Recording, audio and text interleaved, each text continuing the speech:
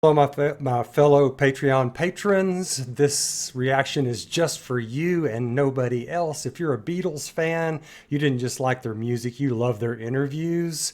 These guys are crackpots, four crackpots together. They're four boys yucking it up. And I mean, they're witty. They got that British humor. I love their interviews. I've not seen this compilation.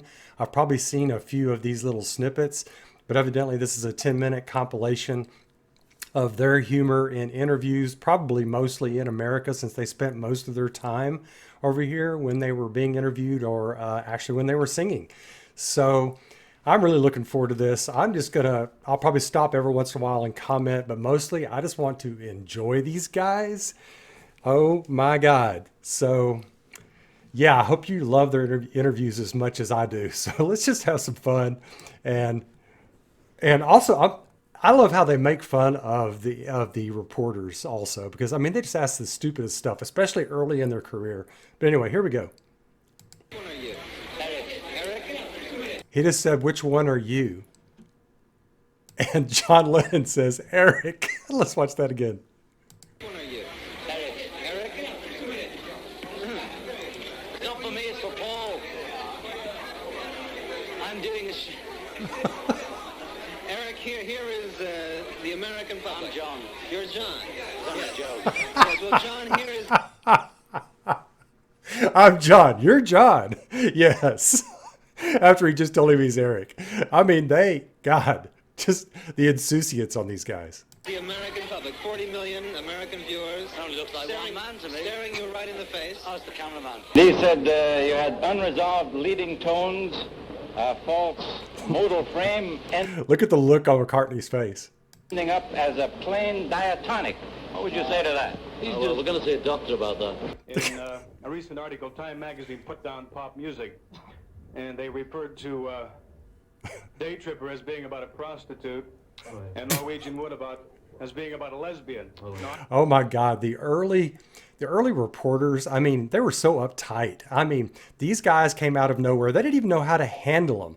I mean, they're sitting there quoting it's about a prostitute and a lesbian. I mean, seriously. Oh my God. Absolutely clueless. I'm so glad these guys did not treat them seriously.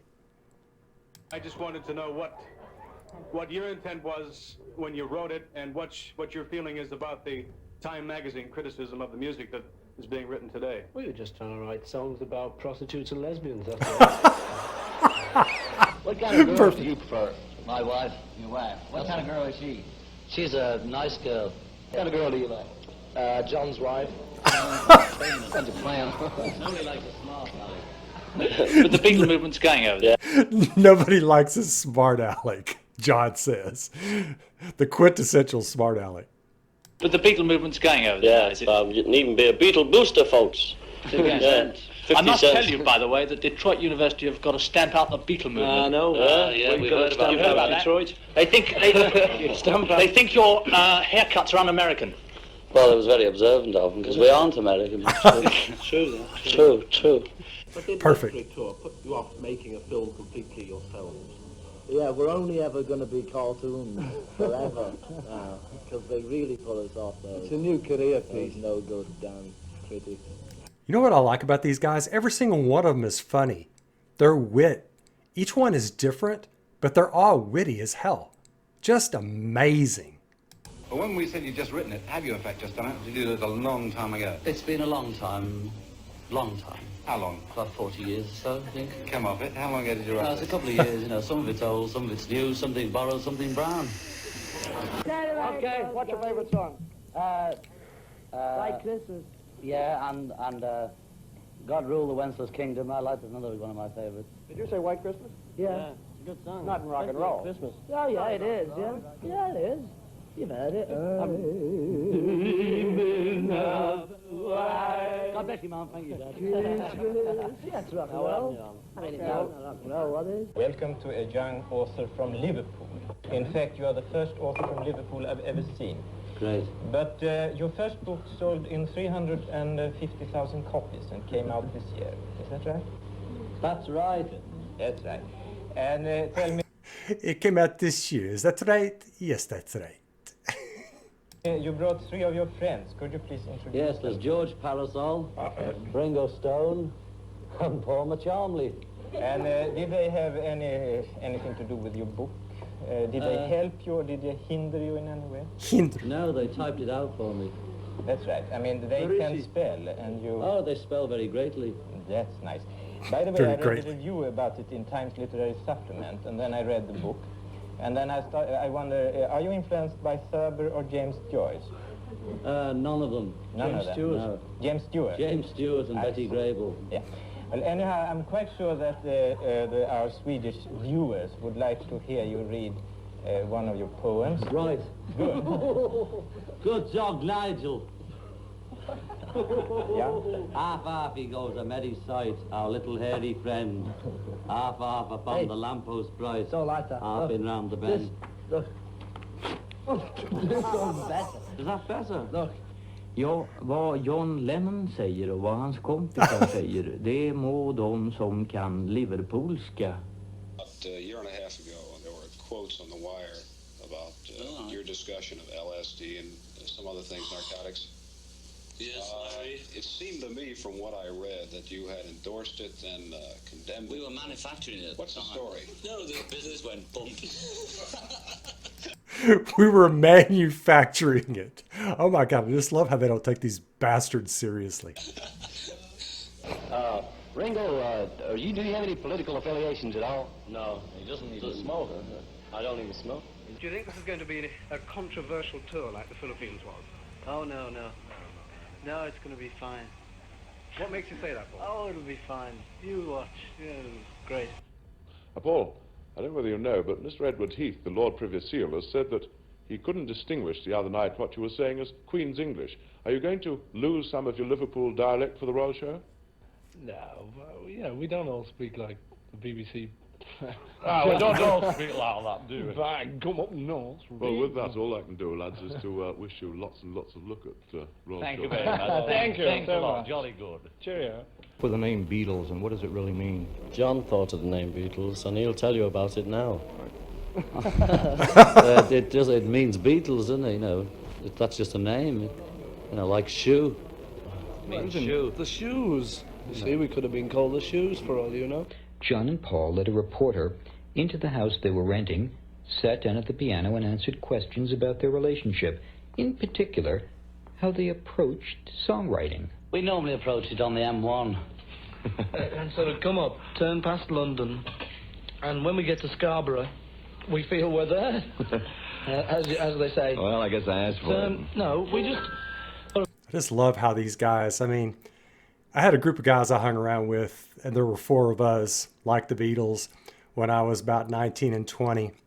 And man, we were absolute goofballs all the time almost. And so the Beatles actually remind me of my time with those guys. But I mean, it's just almost never serious, almost mugging, almost always mugging, just fun and hilarity all the time. Great stuff. Very informal approach. We've got no formula at all, you know, for writing songs. We just do it as it happens. Sometimes John can write a line of a song. He can come up and say...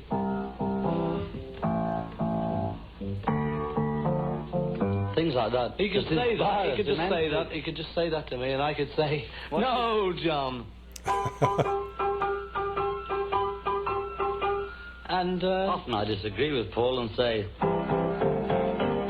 "This has been done so many times, it's killed it." But then sometimes, you know, we have a real row, and I say, "Listen here, John. I don't think that's right." But it depends, you know. Sometimes there's a line that he does, and then I do a line. Or sometimes John can write a whole song. Ah. Yes, oh, he's a wonder when he gets going. Sometimes I can even do that. Is Ringo your real name, or is it a nickname? It's a nickname. What's your real name? Richard. Richard. How did the Ringo come about? Because I wear 4 rings. Wow. Fair enough, yes. That's clever. I never knew that. Nicknamed Ringo because he wears 4 rings. Wow. Can't believe I never knew that. Wow. Let me ask you quickly, if you've got... I'm not called Ringo. No, I can see that. I hope the camera can. It's called Hando. Is Ringo going to continue acting? There's a possibility that he would be an actor if he dropped out of the Beatles. a possibility he wouldn't be as well. John, being a little older than you for good-looking gentlemen, just a little older, as a matter of fact, I will remember the launching of Frank Sinatra and Johnny Ray and Elvis Presley, and yes, You know, sometimes I'd have it cut and sometimes let it grow like a lunatic. But, you know, I've had it off and on for 5 years. Yeah. You should have seen it off. Really good. They go for the Elvis Presley type of stuff, do they? I mean, they go for the old rock and roll stuff? I think so, yeah. A bit more. It depended really who was in. It depended upon who was in. I can't speak. You think speaking French so much, you say? What? Je me lève cette heure. Yeah. You brushed up your French, have you? No, kidding, I can't speak a word of it. You still can't speak a word? No. John's very good. Je me lève. Je bonsoir and all that sort of stuff. He's very good. Just blowing up the balloon. It's my understanding that Paul actually speaks fluent French, so he's just messing with the reporter yet again. There's lots of things, we just got a friend of ours who's in electronics. Oh, yeah? I'll tell you about this chap, who's called Alex. And he's great, he's a Greek fella. And he's invented incredible things, you see. So, Why does he look so different here? Almost didn't even recognize him. that'll be big. Well, are the days of the Beatles on stage over? Well, they've been over for the last 2 years because we've been on land. But you never know, do you? With all these incredible electronics, we might come flying over New York playing one day. Does the continuous living and working together impose any temperamental stress upon you? No, actually, it's quite lucky because we've been together now for 40 years. The songs like And I Love Her, If I Fell, Michelle Yesterday, the more Winston type songs. Do you find yourselves able to write in this mood at a particular time? I just love how these old commentators used to talk a lot of gravity and, pausing and everything. Day or night? Are you nighttime writers or? You'll have to excuse the dog, listeners, but he doesn't know we're on the radio. How old is this dog? 7 weeks, actually, 7 weeks, so it doesn't really understand about the BBC yet. What type of dog is it? Old English sheepdog, it will be eventually. What type of dog is it, Paul? Young English At the sheepdog. moment, it's a spaniel. One more question. Where are the hairdos come from? Where's the originality? Scalp. In those days, Scalp. Yeah. Where do the hairdos come from? Scalp. I'll back it up a little bit. I want to hear that again. It's a young English At the sheepdog. moment, it's a spaniel. One more question. Where are the hairdos come from? Where's the originality? Scalp. In those days, yeah. Your language has got to be pretty good, obviously. This thing about Ted, he's saying that he couldn't distinguish. I can't understand the Ted. Queen's English. I can't understand Teddy saying that at all, really. I'm not going to vote for Ted. John, there's a rumour in the news of the Beatles paper that you might be leaving the group. Rubbish. I'm Absolutely. contracted. Been trying to get out for years. You've been writing some In poetry. What paper? A paper called The News of the Beatles. Never heard of it. Do you want to see it? No. Must be American. I've got it in my pocket. You want to see If it? it's American, they can stick it. No, it's an English one. If it's American, they could stick it. You're writing some more poetry. Have a look at it, please. Sure. Yes. Hang on to that. Okay. You're going to look at it now? Yeah. Well, good evening, viewers, and welcome to an interview with John McGregor. That's not a Thanks, paper, John. is it? It is. News of the Beatles. See, you buy cheap papers. There you are. You get cheap cheap news. stories. Man, I tell you, I just don't get enough. I don't know. I think I told y'all I'm gonna be doing a reaction to many parts of their movie Hard Day's Night, which I think is the best movie in the history of movies where it's actually centered on performers, on a band. It's just hilarious. So, but this reminds me of that. I mean, these guys are so spontaneous. They simply just have so much insouciance. They just don't care. They're blithe about stuff. I mean, even the insults they throw, and they're like Teflon. I mean, you just throw things at them and it just bounces right back off. I love their quick wit. I love the fact that the camaraderie with these guys is just, it's enormously great to watch, and how they cover for each other. And like a while ago when Ringo got asked if he was going to be going into acting, and then he just pauses, doesn't know what to say, and George Harrison comes in with his, well, I guess we'll know if he doesn't, which was brilliant. So it's just, I mean, they're just so much fun to watch. And you just never know what's going to come out of their mouths. And that's one of the great things about the interviews with them. Anyway, look forward to y'all's comments. Let me know what you think, and I'll catch you soon. Take care. Bye.